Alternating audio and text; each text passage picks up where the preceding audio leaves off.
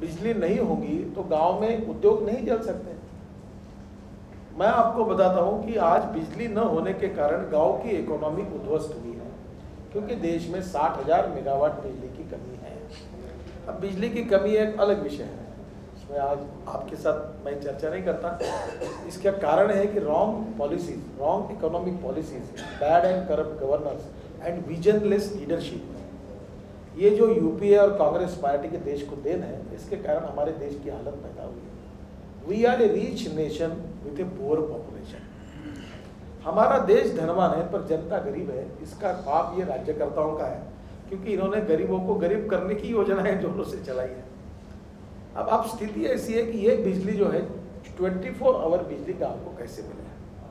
हिमाचल प्रदेश में hydro power है, surplus है, शायद वो दे सकते हैं, उत्तराखंड में भी दे सकते हैं, मध्य प्रदेश में बड़े बड़े प्रोजेक्ट आ रहे हैं। पर पहली बात, गांव में 24 घंटे बिजली मिलनी चाहिए। अगर नहीं दे सकते तो हम अल्टरनेटिव एनर्जी, जैसे उसमें सौर ऊर्जा है, विंड पावर है, अपनी को जनरेशन में बायोमास से पावर है, गुजरात में गैसीफायर बनता है। तो मुझे लगता है कि एक 24 घंटे बिजली देने का एक अलग सत्र का विषय हो सकता है, जो मेरा रुचि का है और मैंने सब प्रयोग किए।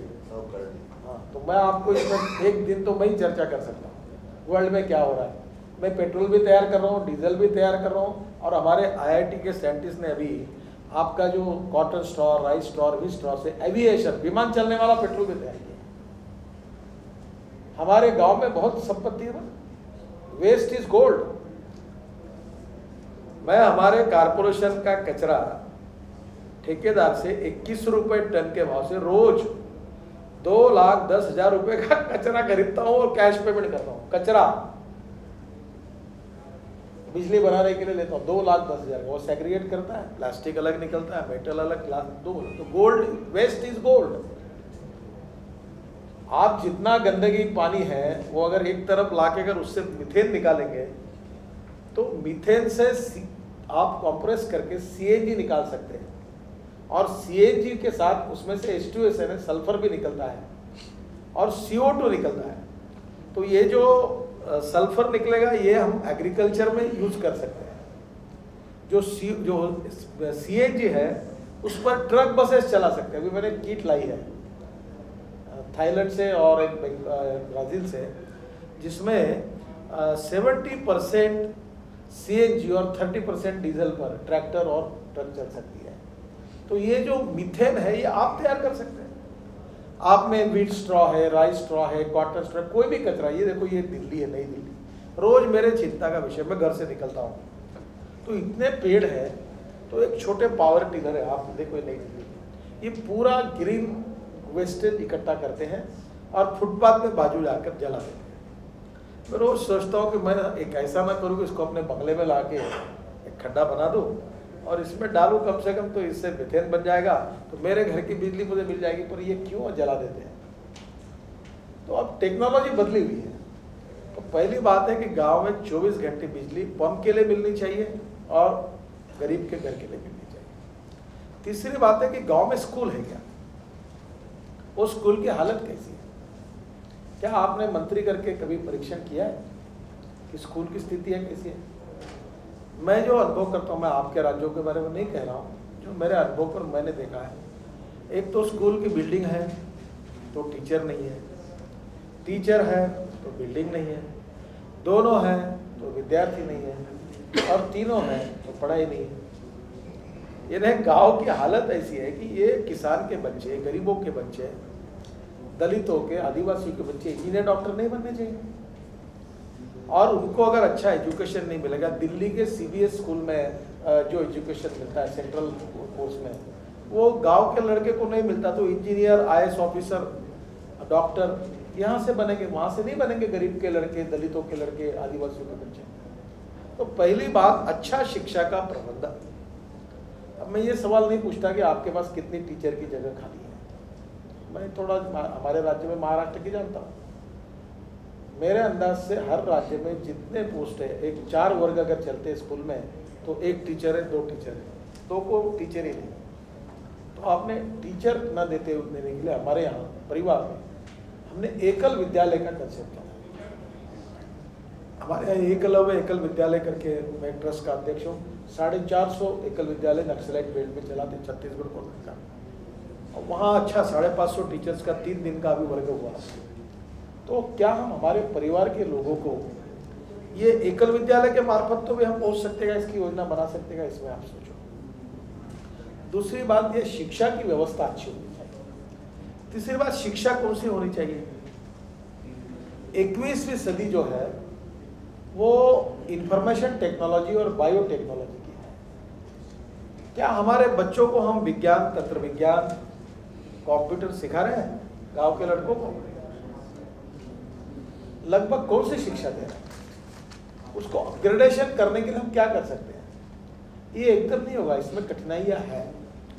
पर व्यवसाय अभिमुख तांत्रिक शिक्षा और उसके साथ स्किल डेवलपमेंट एक बहुत बड़ी बात है और उसमें बहुत एम्प्लॉयमेंट पोटेंशियल है। मैं लंदन में गया था, यूरोप में गया था, देशों में जाता हूँ, बड़े बड़े देशों में, जर्मनी में, फ्रांस में, ये जो किचन में काम करने वाले जो कुक है वो बहुत उत्तराखंड से है। अच्छा, वो जमाना चला गया, कुक बनने में लड़के अब जाते। अभी एक कुक है, उसकी टीवी पे शो होता है, उसकी तनख्वाह 20 लाख रुपए महीने की है।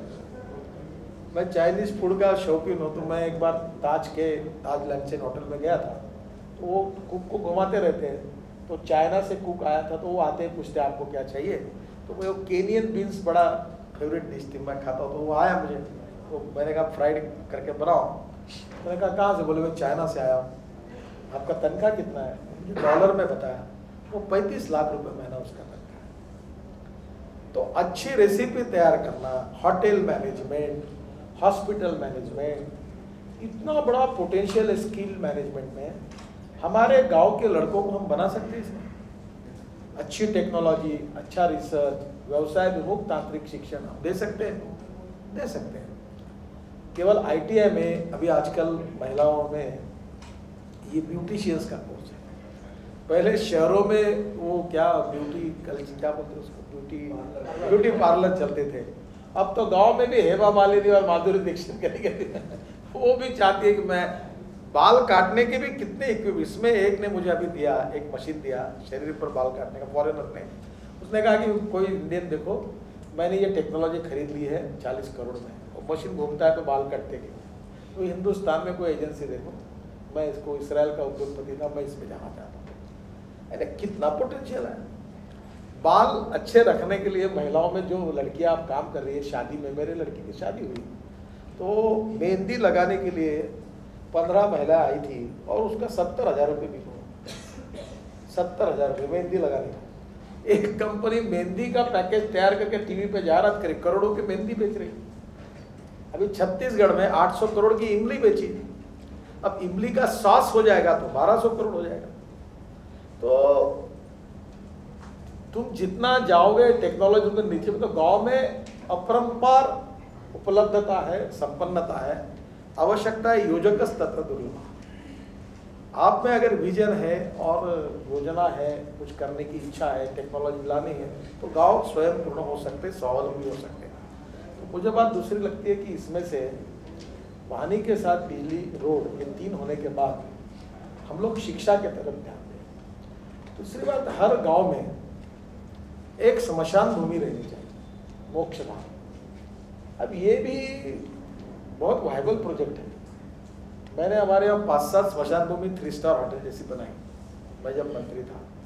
तो मैंने स्टडी किया कि एक व्यक्ति को लकड़ी और गोरी से जलाने से 2100 रुपये खर्चा आता है, इलेक्ट्रिक से जलाने में 1000 रुपये खर्चा आता है, डीजल से जलाने में 1450 रुपये खर्चा आता है। तो एक व्यक्ति जलता है तो एक झाड़ जलता है। तो मैंने ये कहा कि इसको भी एक कोई चैरिटेबल ट्रस्ट या हिंदू ट्रस्ट हो, मुस्लिम ट्रस्ट हो, कब्रिस्तान हो, इनको दे दो। और मैंने पूछा है, हमारे यहाँ ऐसे सर्वे किया था कि कैसा ये धंधा है। तो बोले जब बरसात और धूप दोनों तपती है तो धंधा अच्छा चलता है, उसमें 15-15 रेड बॉडी आती है, नहीं तो 7-8 का एवरेज रहता है। वो अपना धंधे का सोच रहा था। तो मैंने सोचा इसमें ये सरकार खर्चा करने के बजाय, हिंदू कोई गीता मंदिर ट्रस्ट है, ये श्मशान भूमि चलाए, कोई मुस्लिम ट्रस्ट है वो कब्रिस्तान चलाए, कोई क्रिश्चियन है वो भी चलाए, मुझे लगता है इनको अगर सौंप देंगे तो सरकार का भार कम होगा।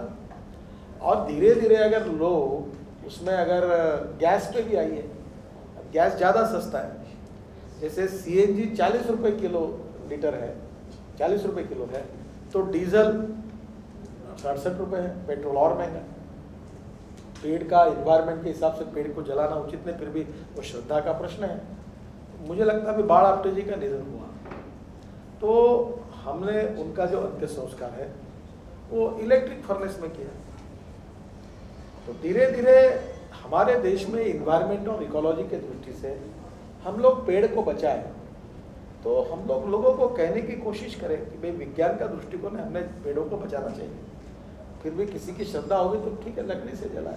अब गोरी है गाय के गोबर की, अब उससे कितने खाद तैयार होता है, उससे बिजली तैयार होती है, उससे एक ऑर्गेनिक मैन्युअल तैयार होता है।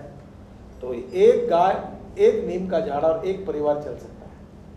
गाय के गोबर से भी 36 दिनों में लाभ चला, बहुत बहुत अच्छा हो। तो क्यों नहीं उसका उपयोग किया जाए। गांव को सुखी, समृद्ध, संपन्न, शक्तिशाली, स्वयं पूर्ण और स्वावलंबी और विकसनशील बनाना है, तो इन सब उसका उपयोग करना पड़ेगा। जो हमारी स्ट्रेंथ क्या है, हमारा वीकनेसेस क्या है, मुझे एक लगता है कि ये हो सकता है। चौथी बात, बच्चों का भविष्य अगर बनाना तो खेलने का मैदान होना चाहिए। ग्राम पंचायत का खेलने के मैदान में बच्चे खेल सके तो उनका व्यक्तित्व बनेगा। तो क्या गांव में एक मैदान, छोटा सा स्टेडियम टाइप हम नहीं बना सकते? कबड्डी होगी, खो खो होगा, छोटे छोटे गेम वही गांव के अनुरूप खेले जाएंगे, कुश्ती हो जाएगी, कोई व्यायामशाला हो जाएगी। ये इससे गांव संपन्न बनेंगे। गांव में एक लाइब्रेरी होनी चाहिए, कम से कम अच्छे किताब है, छत्रपति शिवाजी महाराज है, महाराणा प्रताप है, महात्मा गांधी है, दीनदयाल उपाध्याय जी है, हमारे भारत भारती की किताब है, रामायण है, महाभारत है। हमारे छोटे बच्चे गांव के जो भविष्य के नागरिक हैं वो अच्छे किताबें पढ़ने के, छोटे एक किताब डोनेशन भी मिलते हैं। आपने वहाँ की रीजनल भाषा में अगर 25-1 हज़ार की किताब, एक छोटे 10 बाय 10 से 200 स्क्वायर फीट के रूम में एक छोटा वाचनालय बनाया